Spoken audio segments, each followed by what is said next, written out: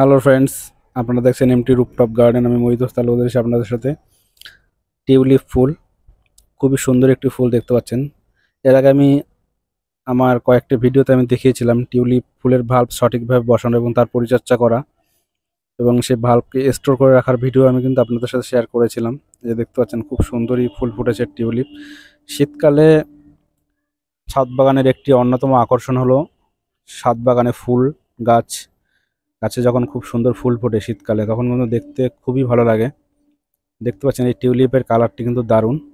এটি একটি single petal variety. আর দেখতে পাচ্ছেন বাকি যে টিউলিপ গাছগুলো লাগিয়েছি তাতে কিন্তু এখনো ফুল ফোটেনি, কয়েকটাতে মাত্র ফুল ফুটেছে। আশা করি সেগুলোতেও ফুল ফুটবে। এরপরে এই যে ফুলটি আপনারা দেখতে পাচ্ছেন, এটা হলো হায়াসিন্থাস। হায়াসিন্থাসের এর আগে আমি ভিডিও দেখিয়েছিলাম। এটি হলো সাদা কালার, এটি হলো ব্লু। এটির ফুল, একটি স্টিকের ফুল শেষ হয়ে গেছে, এর পরবর্তীতে আরও ফুলের স্টিক বেরোবে। এটাও একটা ফুল বেরোচ্ছে স্টিক, হায়াসিন্থাস। এটাও কিন্তু দারুণ ফুল, দেখতে খুবই সুন্দর এবং লং লাস্টিং, অনেক দিন পর্যন্ত থাকে। এটি হাজারি চন্দ্রমল্লিকা, আমি আগেও দেখিয়েছিলাম।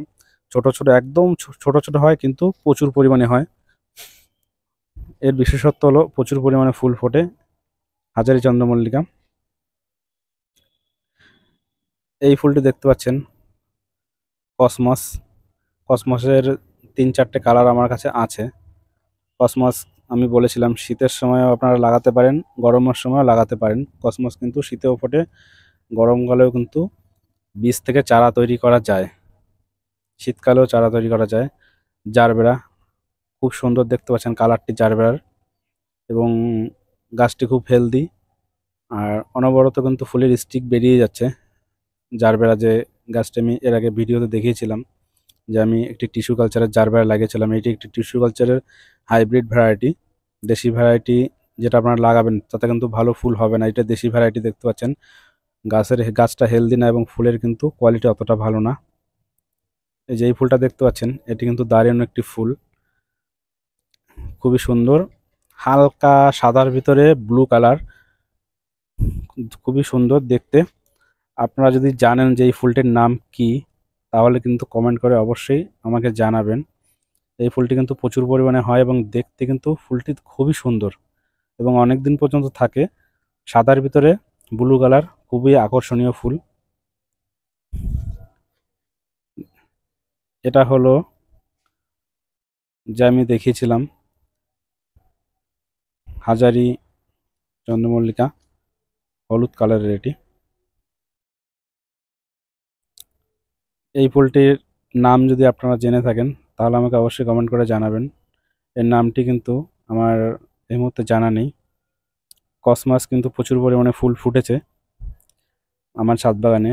আমি একটি 12 ইঞ্চির গ্রো ব্যাগে কয়েকটি গাছ বসিয়েছিলাম চারা, তো তার থেকে দেখতে পাচ্ছেন প্রচুর পরিমাণে ফুল ফুটেছে। এর কিছু বীজ আমি সংগ্রহ করে রেখে দেবো এবং আগামীতে আমি দেখাবো যে গরমকালেও কী করে বীজ তৈরি করা যায় এবং বর্ষাকালে আপনারা কসমসের থেকে ফুল পাবেন যদি আপনারা চারা তৈরি করতে পারেন।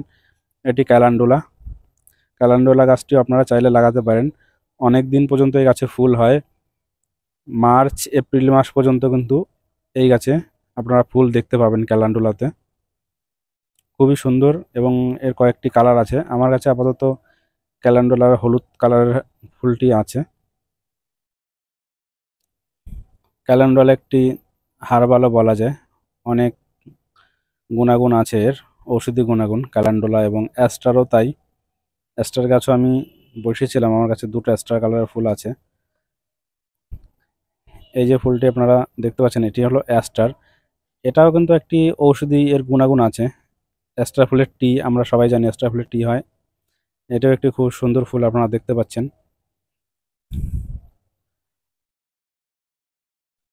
শীতকালে ছাদ বাগানের আমি আগেই বলেছি বিশেষ আকর্ষণ হলো ফুল গাছ। যদি ফুল গাছ আপনারা সঠিকভাবে লাগান তাহলে কিন্তু দেখতে খুব সুন্দর লাগে এবং প্রজাপতি মৌমাছিরও কিন্তু আগমন হয়।